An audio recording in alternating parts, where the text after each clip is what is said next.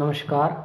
विद्या भारती के ऑनलाइन शिक्षण में आप सभी का हार्दिक स्वागत एवं अभिनंदन। पिछले सत्र में हमने कक्षा 10वीं स्पंदना का 10म पाठ सुभाषित रत्नानी इस पाठ का अध्ययन किया था। इस पाठ में श्लोक क्रमांक 1, 2 और 3, 4 इन 4 श्लोकों का अध्ययन हमने कर लिया है। आज हम श्लोक क्रमांक 5 और 6 का अध्ययन करने जा रहे हैं। तो इस विद्या भारती के इस चैनल को सब्सक्राइब और लाइक करना न भूलें। अभी श्लोक क्रमांक 5 है, उसका एक बार हम उच्चारण करेंगे, तत्पश्चात श्लोक क्रमांक 6 को भी समझेंगे।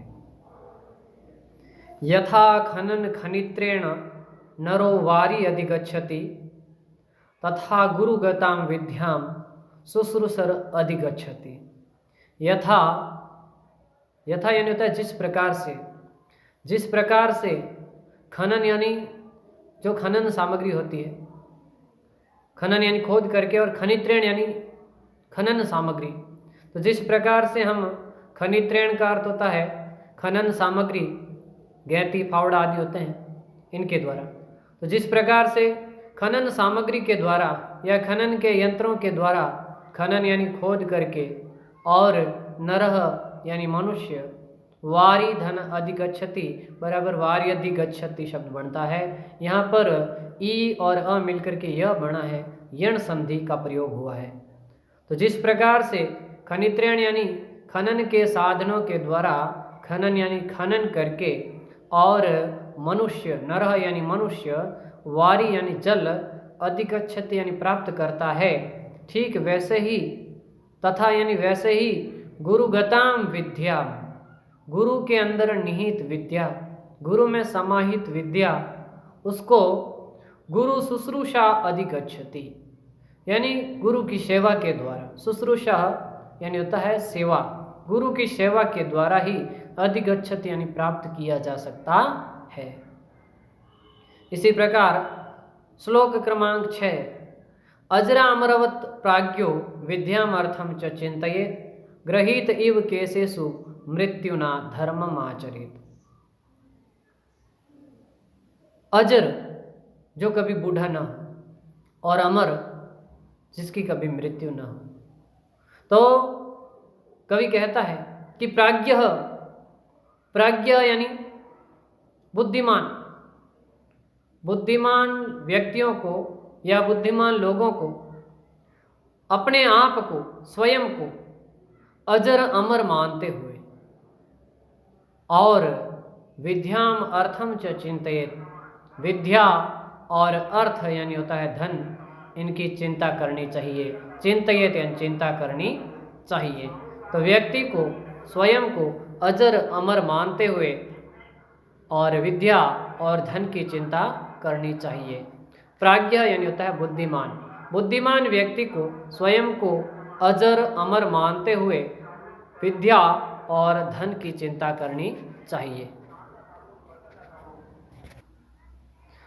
गृहीत इव केसेषु मृत्युना धर्मम आचरेत्, और यह समझ करके कि मृत्युना यानी मृत्यु के द्वारा, गृहीत इव केसेषु हमारे जो केस हैं, हमारे जो बाल हैं, उनको मृत्यु के द्वारा पकड़ा गया है, यह समझ करके, यह मान करके हमको धर्म का आचरण करना चाहिए।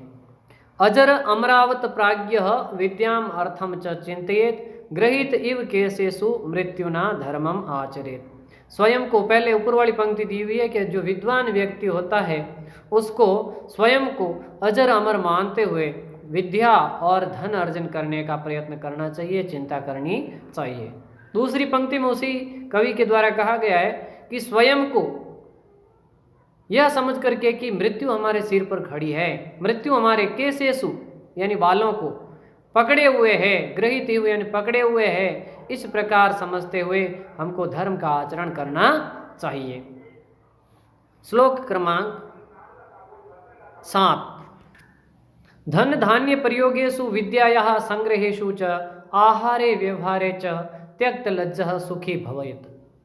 तो धन धान्य के प्रयोग में व्यक्ति को धन धान्य के प्रयोग में, विद्यायाः संग्रहेषु च, और विद्या का संग्रहण करने में, अध्ययन करने में, आहारे, आहारे का अर्थ होता है भोजन करने में, और व्यवहारे च, और व्यवहार में, जो व्यक्ति त्यक्त लज्जः, यानी जिस व्यक्ति ने लज्जा त्याग दी है, शंका त्याग दी है, जिसने संकोच करना त्याग दिया है, वह व्यक्ति सुखी भवेत, अर्थात सुखी होता है।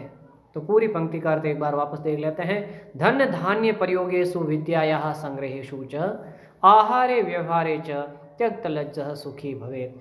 जो व्यक्ति या धन धान्य के प्रयोग में, विद्यायाः संग्रहेषु च, और विद्या के संग्रहण में, आहारे यानी भोजन में, और व्यवहारे च, और व्यवहार यानी होता है लेन देन में, जिस व्यक्ति ने लज्जा त्याग दी है, शर्म त्याग दी है, संकोच त्याग दिया है, वह व्यक्ति निश्चित रूप से सुखी होता है, क्योंकि इन चीज़ों में संकोच या शंका नहीं करनी चाहिए। तो आज हम 3 ही श्लोकों का अध्ययन करेंगे, आगे के श्लोकों का अध्ययन अगले अंक में।